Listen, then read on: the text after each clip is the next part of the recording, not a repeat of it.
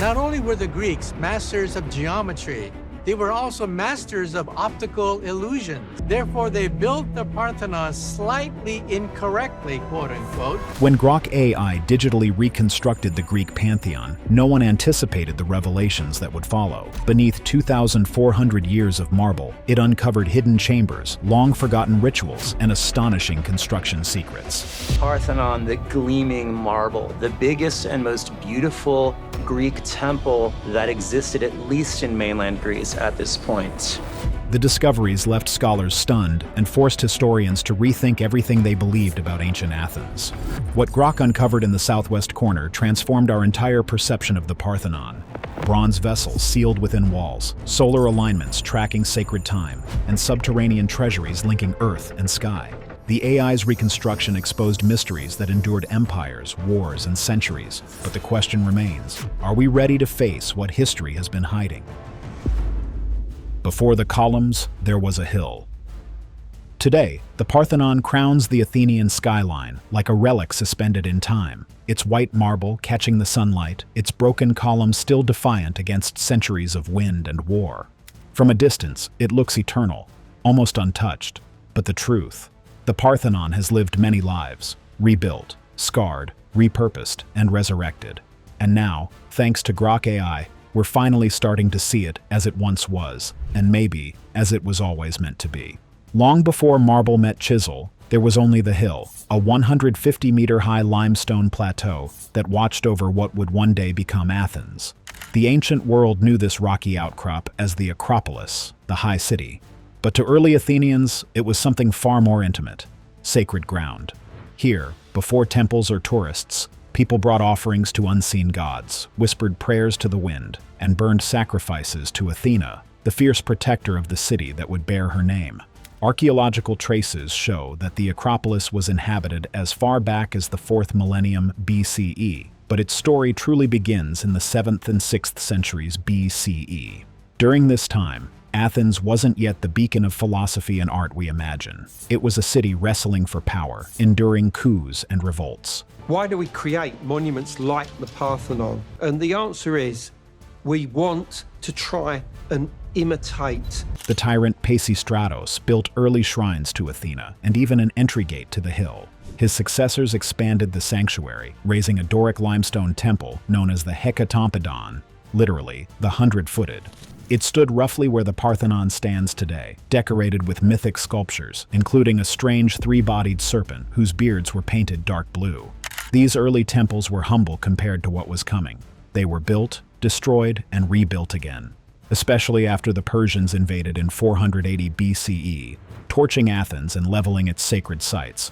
The Athenians, furious yet determined, buried the shattered remains of their temples in ritual pits beneath the Acropolis. These Persian debris pits would one day become one of the richest archaeological finds in Greece, a kind of sacred time capsule. When the smoke of war cleared, Athens was no longer content to survive. It wanted to transcend. The Persian wars had proven Greek unity could overcome an empire. Now, Athens wanted to immortalize that victory in stone. Under the leadership of Pericles, statesman, orator, and visionary, Athens began an ambitious rebuilding project in 447 BCE. His dream? To turn the Acropolis into the beating heart of Greek civilization. At the center of that dream rose the Parthenon, designed by architects Iktinos and Callicrates, and brought to life by the legendary sculptor Phidias. This was no modest temple, it was an architectural declaration. Built from Pentelic marble quarried some 16 kilometers away, the Parthenon stood 69.5 meters long and 30.9 meters wide, supported by 46 Doric columns, each over 10 meters tall. The very marble shimmered faintly gold in the Attic sun, thanks to its natural iron content. So if you were standing at the base of the Parthenon, and if the columns didn't stop after a certain number of feet. And inside the temple's heart, within its main chamber or cella, stood Phidias's masterpiece, Athena Parthenos, the virgin goddess. Towering nearly 12 meters high, she was fashioned of gold and ivory, a figure both beautiful and terrifying, embodying wisdom and war in perfect balance. Her spear caught the light that entered through the temple doorway, reflecting a flash across the city below, a divine signal from goddess to people. But the Parthenon wasn't just big. It was brilliant. The architects used mind-bending mathematical refinements that modern engineers still study. The columns, for instance, aren't perfectly straight. They bulge slightly in the middle, a technique called entasis, to counteract the optical illusion that would make them appear thinner from a distance. The temple's base curves upward at the center to prevent a visual sag. Even the corner columns are subtly thicker and lean inward to compensate for the bright attic sky behind them. These weren't random artistic choices. They were deliberate manipulations of human perception. The Parthenon didn't just dominate the landscape, it played tricks on the eye to appear flawless from every angle.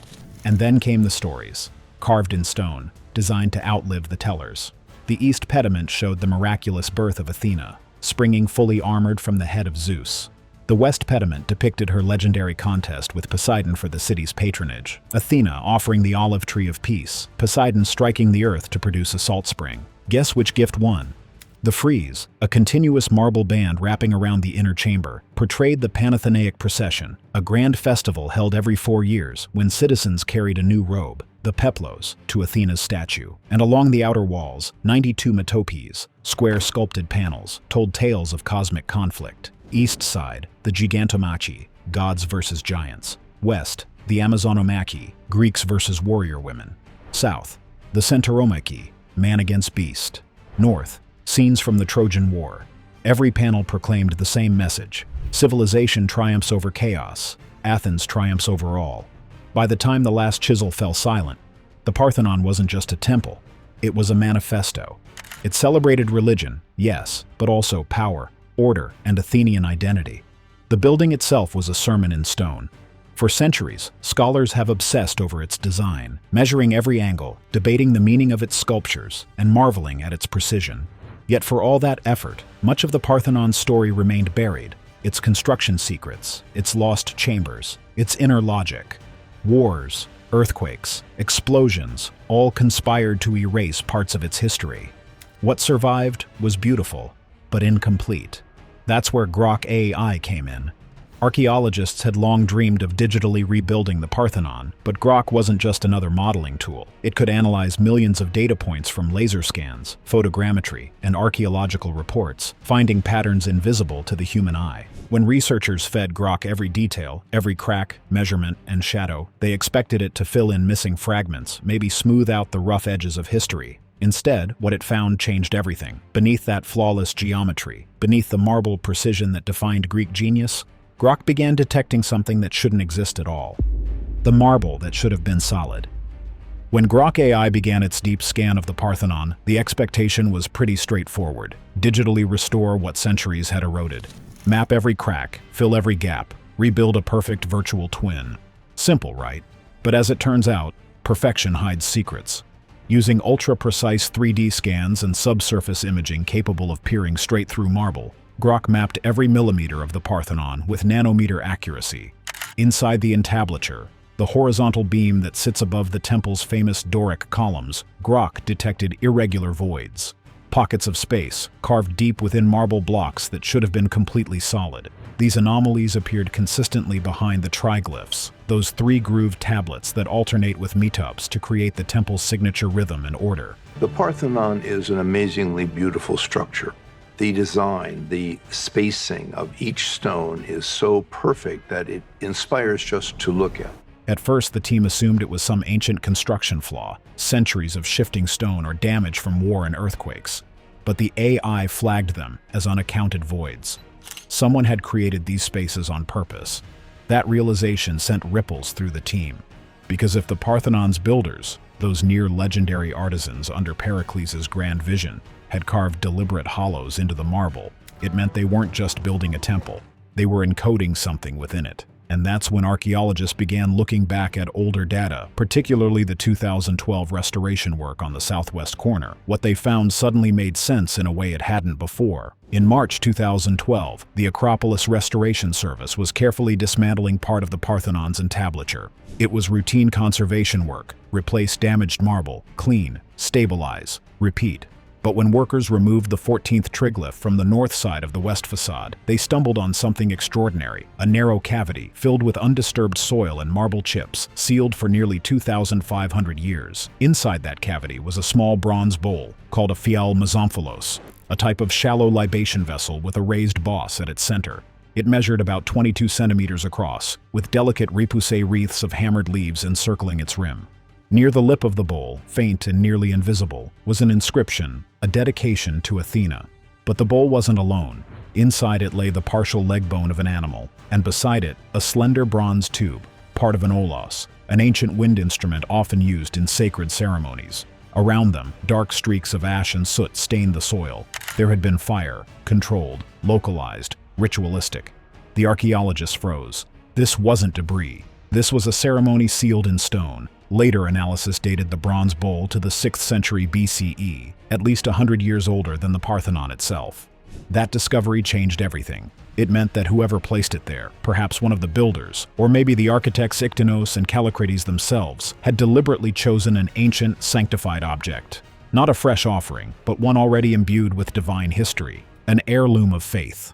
From this corner, the view stretches clear to the sea, the same waters where Athenian ships once defeated the Persians, so it made sense that an offering was made there. For more than 2 millennia, the offering stayed hidden, undisturbed, unrecorded, unimagined.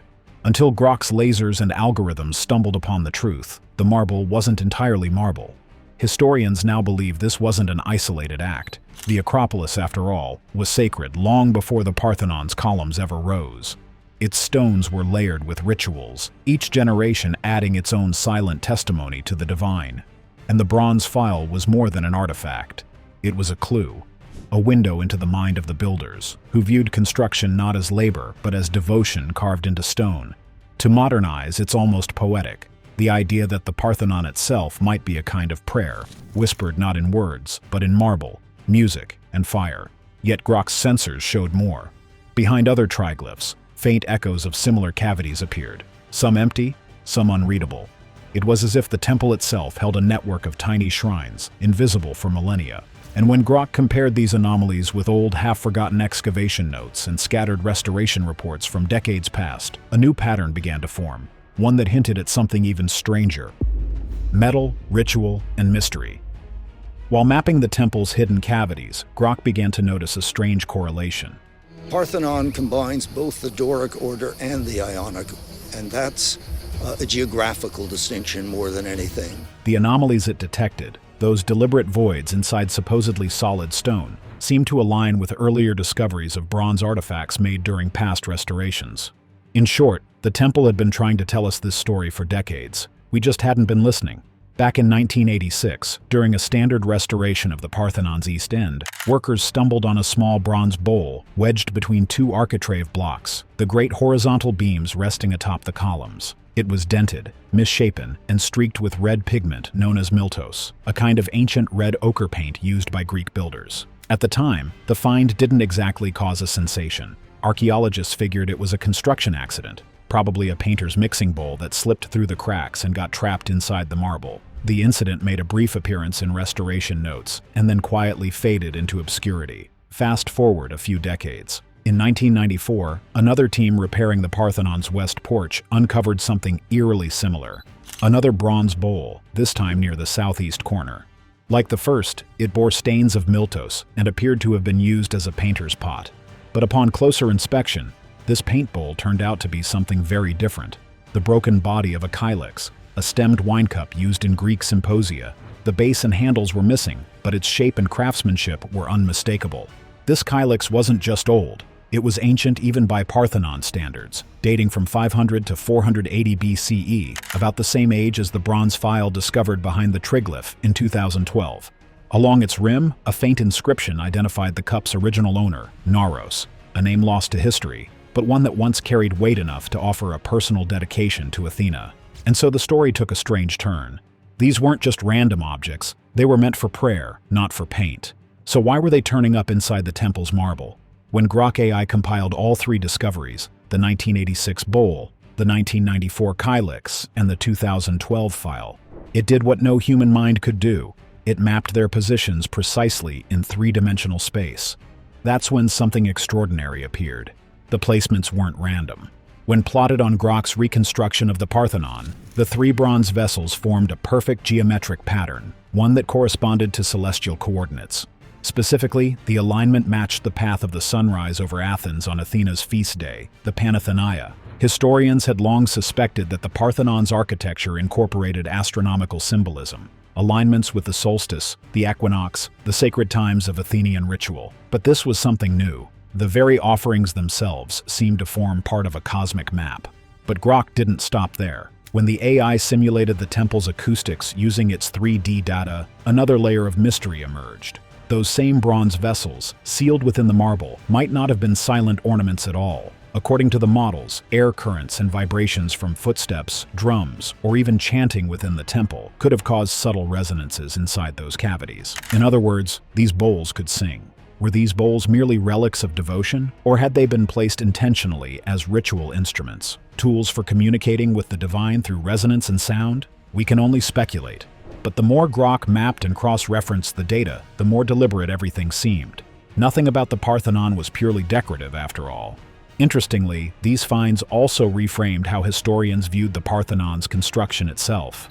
The builders weren't just laborers. They were craftsmen working inside a living ritual. And I think if you're an Athenian citizen doing your everyday work, and then you see the Acropolis in the center of the city, mixing pigments, shaping marble, even painting the temple, every act was an offering in its own right. Yes, painting.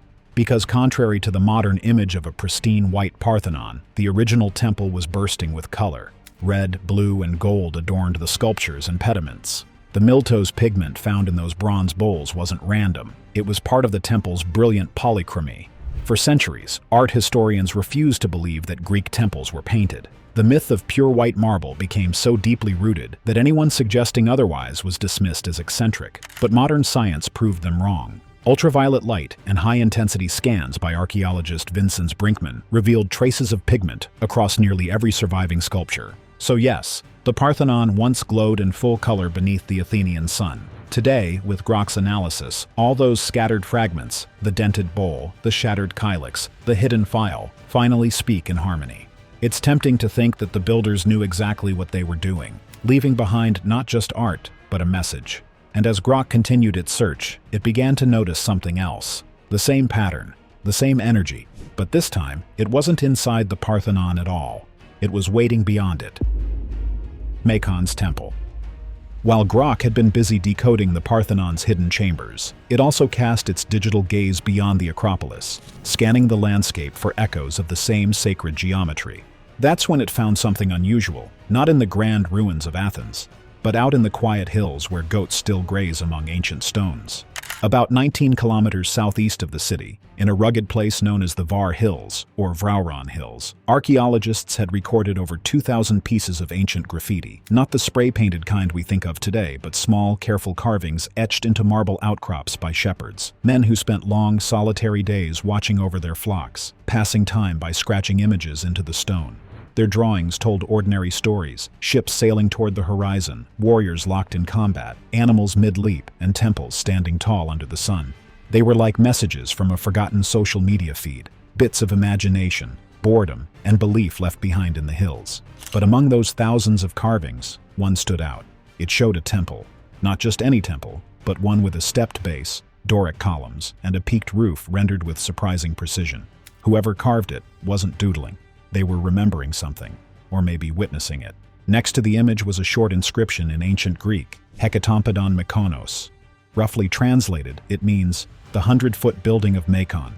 The name suggested both a maker, Macon, and a measurement, the 100-foot temple. That alone made the team pause. The term Hekatompedon wasn't random.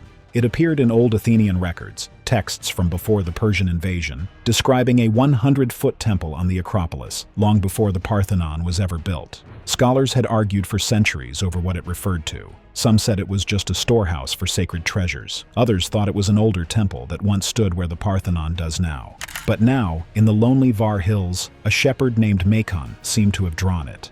When Grok analyzed the carving, it dated the lettering to the 6th century BCE. at least 50 years before construction of the Parthenon began. That timing flipped everything upside down. If Macon's drawing came before the Parthenon, what temple had he seen?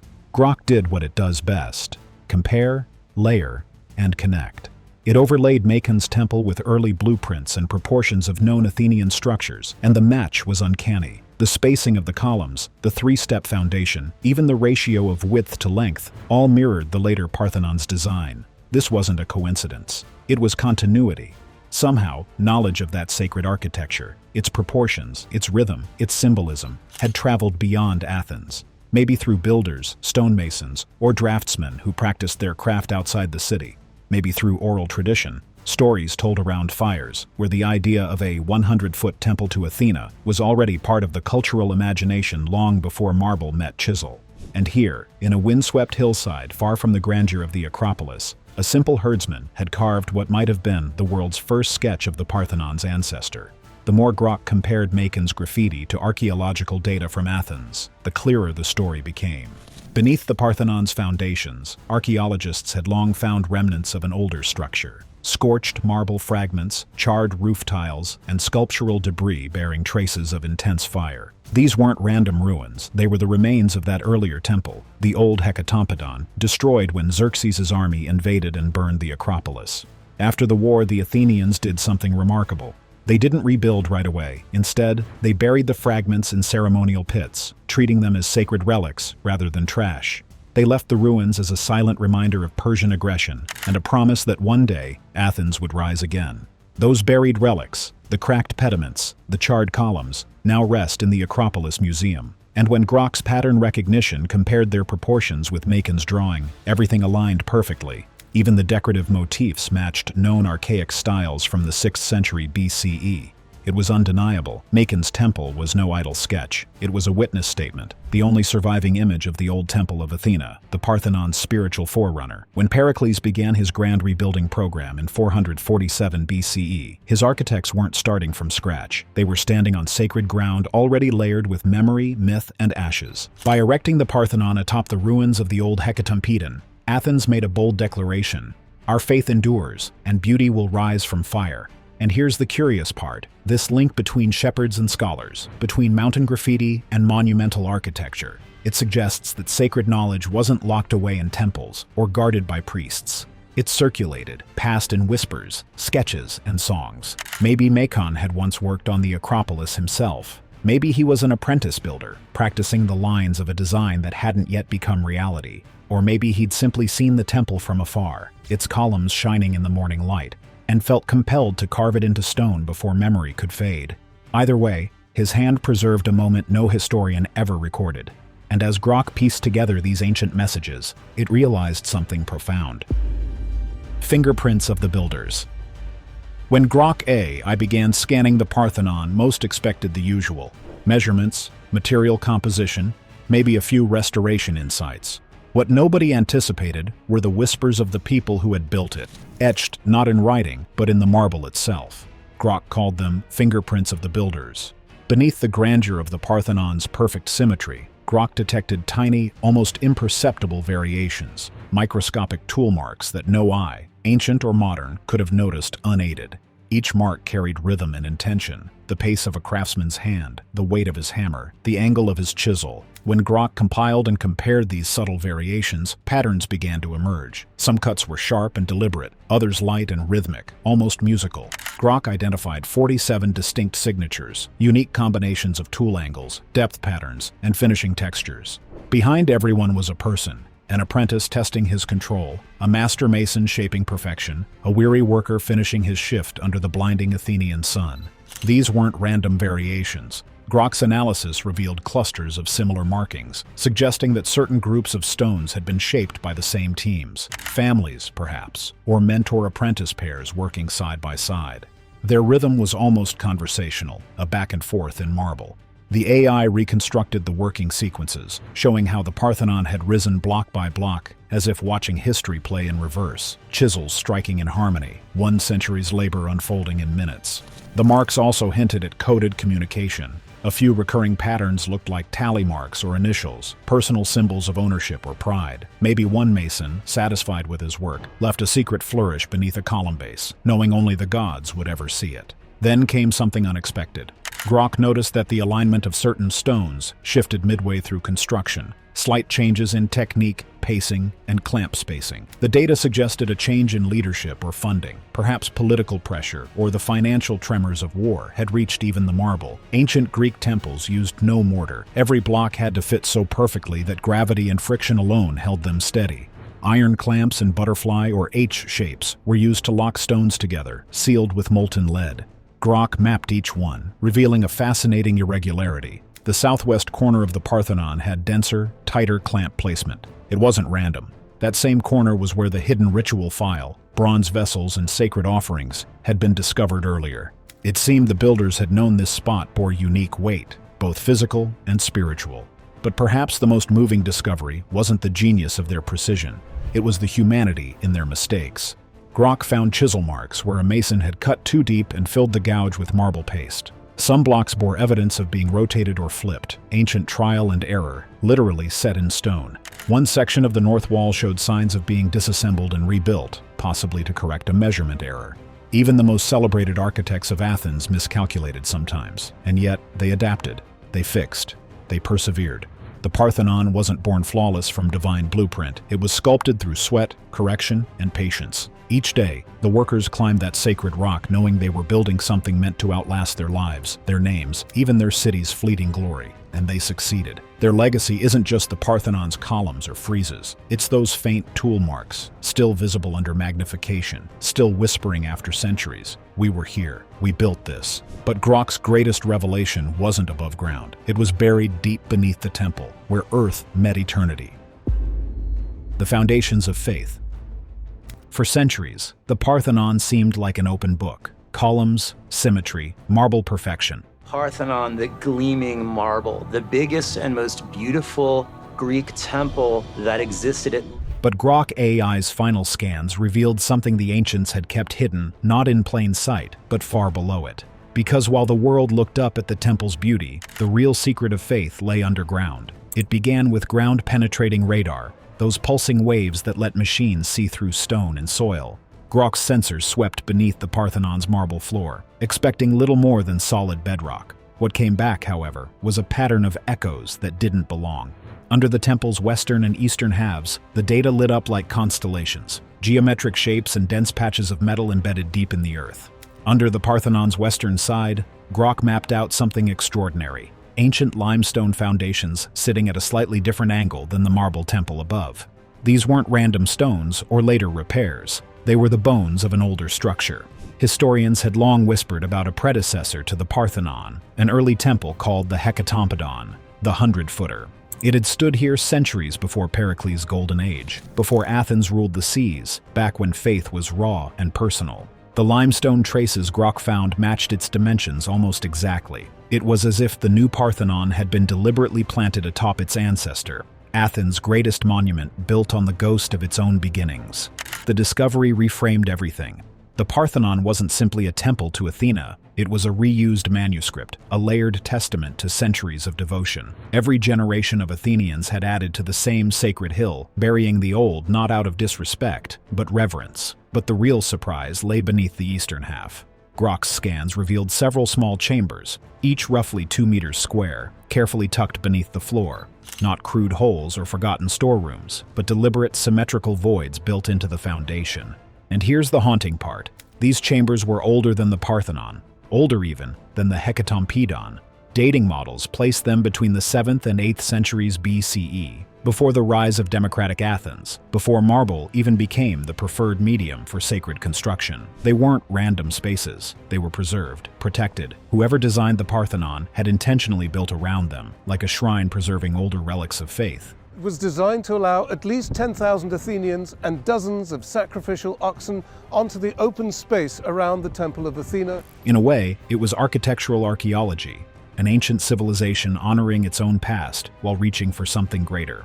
Inside these hidden rooms, Grok detected metallic signatures, dense bronze or iron masses, likely ceremonial objects, votive offerings, or early treasuries.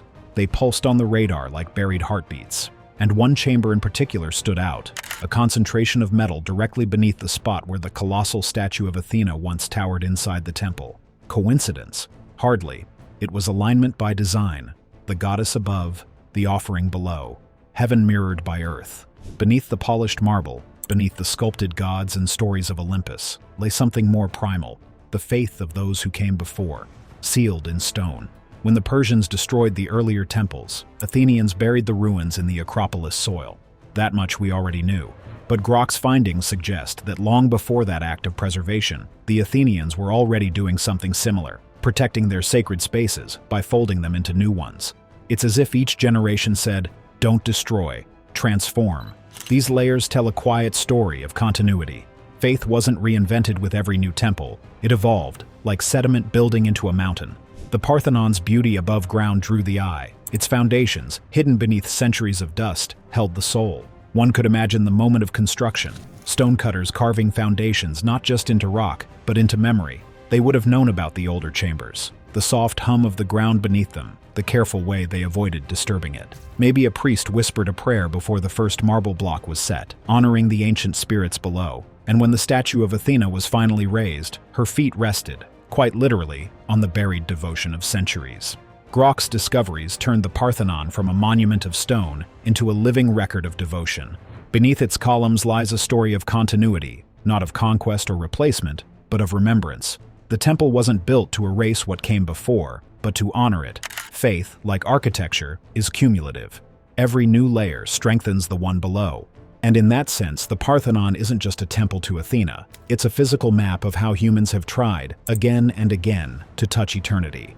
And when Grok completed its reconstruction, a final question emerged. Not just how the Parthenon was built, but why it was built the way it was. The temple, the treasury, the message. When Grok AI finished its months-long reconstruction, the Parthenon stood again, digitally reborn, glowing with simulated sunlight, alive with history. Every column, every groove, every hidden chamber was mapped with precision. But Grok didn't stop at the structure. It did what humans have always done when faced with perfection. It asked why. Why was the Parthenon built this way? So vast, so balanced, so deliberate. The answer it proposed wasn't simple. In Grok's final report, the Parthenon emerged not as a single-purpose monument, but as a triple-coated masterpiece, a temple, a treasury, and a message. At its core, the Parthenon was sacred ground, a home for Athena Parthenos, the warrior goddess who guarded the city. The Athena Parthenos was an ancient sculpture located inside the Parthenon in Athens. Athenians didn't separate faith from daily life. To them, religion was politics, art, duty, and pride rolled into one. The temple's inner sanctum housed Phidias's towering statue of Athena, gold, ivory, and awe. To enter that space was to feel the hum of something larger than yourself, not just belief, but belonging. But as Grok's data showed, the Parthenon's sacred function was only the outer layer of a much deeper design. Tucked behind the glory of the goddess stood another truth. The Parthenon was also a bank, quite literally. Athens was the leader of the Delian League, a coalition of Greek city-states formed after the Persian Wars. On paper, the League was a noble alliance, a united front against Persia. In practice, it was something more complicated, an empire with Athens at its center, and everyone else paying tribute to it. That tribute, silver, gold, and goods, was meant to fund collective defense. But Pericles, ever the strategist, decided to move the League's treasury from the island of Delos to Athens itself, citing security. Convenient, right? Suddenly, all that wealth sat in Athenian hands, and a significant portion of it found its way into marble and art. So the Parthenon, radiant under the Attic sun, wasn't just a spiritual beacon. It was a vault, holding both offerings to the goddess and the collective fortune of an empire. And this, Grok concluded, was the Parthenon's true genius. It wasn't just a temple or a treasury. It was propaganda carved in marble. Every detail announced Athenian dominance. The marble came from Mount Pentelicus, within Athenian territory. The sculptors and builders were Athenian, or worked under Athenian supervision. The funds? Paid by other city-states, supposed allies, who had little choice in the matter. Even its position on the Acropolis, visible from every direction and from ships entering Piraeus harbor, was deliberate. And here's the wild part. It was built in only 9 years. For a structure of such size and detail, that's lightning fast by ancient standards. Most temples took decades, even generations. Why the rush?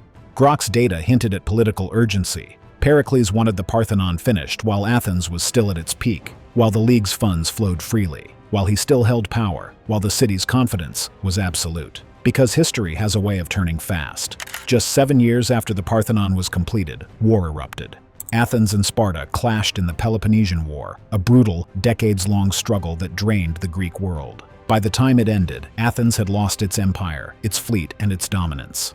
If construction had been delayed even a few years, the Parthenon might never have risen at all. So in a way, the Parthenon became a time capsule, Athens' last triumphant breath before decline. Grok's reconstruction revealed that the building's perfection wasn't just aesthetic, it was ideological. Every column, every ratio, every alignment spoke of control, order, mastery. However, the columns vary in size. They get bigger in the center. From a distance, they made it so well that it actually looks like a straight line. Another mystery is how has the Parthenon, standing atop one of the most earthquake-prone regions on Earth, survived for over 2 millennia? Well, Grok solved that too. Its analysis, combined with recent studies, reveal its astonishing secret, a triple anti-seismic design. Despite lacking a foundation, the temple is remarkably earthquake-resistant. The first layer of protection lies in massive, smooth marble slabs beneath its steps, which slide slightly during tremors. The second comes from metal joints filled with lead, absorbing seismic energy and preventing rust.